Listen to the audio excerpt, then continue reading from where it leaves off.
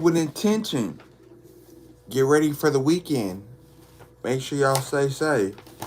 So today we're gonna be reading Financial Literacy for All. And we're gonna start where we left off at yesterday.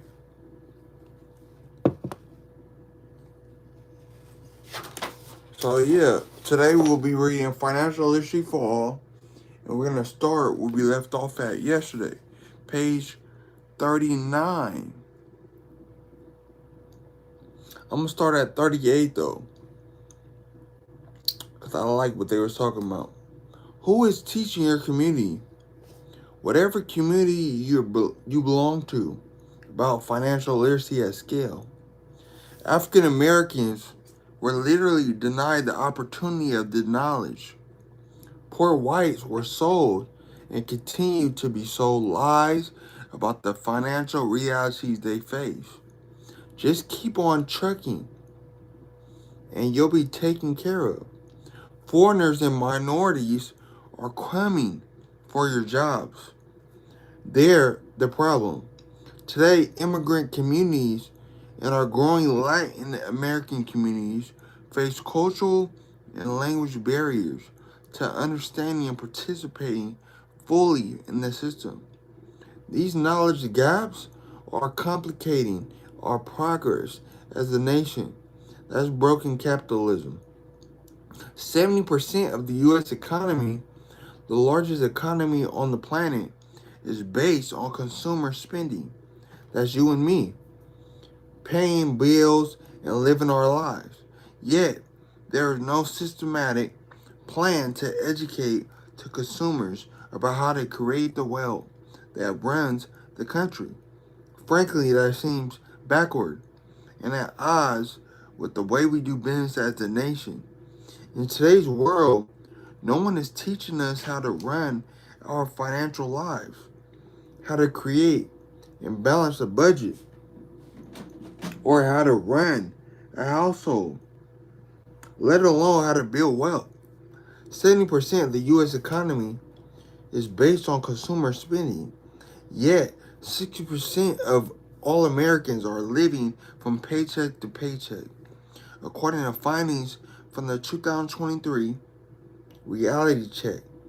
Paycheck to Paycheck research series conducted by Lending Club Corporation in partnership with Payments. Of course, we need a new business plan. The extent of financial literacy in the United States. Financial literacy runs wide and deep in America, impacting individuals from all walks of life. It is a pervasive issue stretching across geographic, socioeconomic, and racial lines, from Wall Street to Main Street, from Silicon Valley to the Rust Belt. A lack of financial literacy continues to undermine the prosperity and security of Americans. Consider this a recent study from the National Financial Education Council estimated that a lack of financial knowledge costs Americans a staggering $388 billion in 2023 alone. To put that figure into context, it rivals the annual revenues of tech giants like Amazon and Apple, is equal to the GDP of countries like Ireland, Denmark, Singapore, and Finland. This sum isn't abstract. It's composed of the individual losses that millions of people across our nation suffer. The cause of these losses range from incremental fee and charges, which accumulate into significant sums over time, to poor investment decisions and missed opportunities for wealth creation. To appreciate the gravity of these statistics, consider the decisions that all of us make. Decisions about managing debt, saving for the future, investing in ourselves and our children, buying homes, and preparing for retirement. Each of these decisions have a financial component, and without the necessary knowledge, we can make mistakes that cost us both in the present and future. This might still seem abstract, so let's break it down to a more personal level. Suppose you're faced with the decision about taking on a $10,000 car loan. The dealer offered you a loan with a high interest rate because, as they tell you, your credit score is low. Without a clear understanding of interest rates, loan terms, and credit scores, you might accept the high interest rate loan and not knowing that there are better options available. Over the life of the loan, that high interest rate will cost you thousands of dollars more than necessary.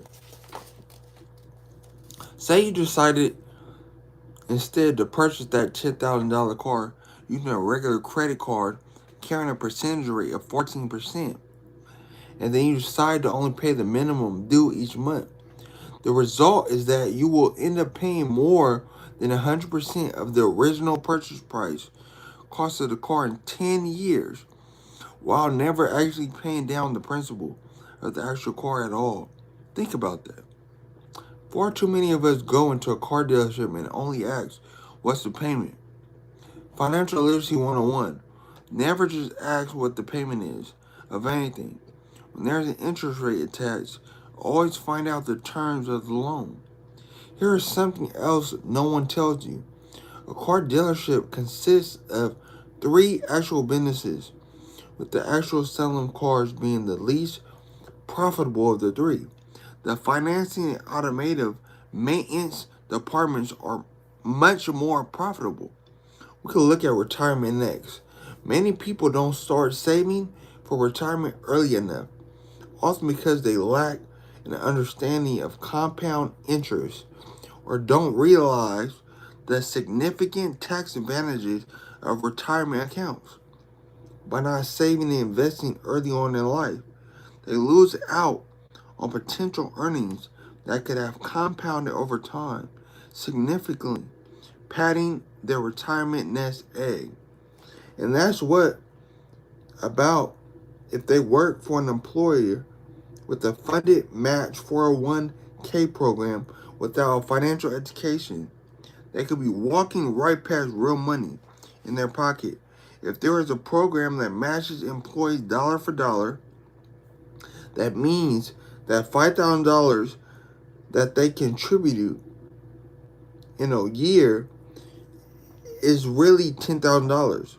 That's $5,000 of free money that's going to get compounded over their lifetime.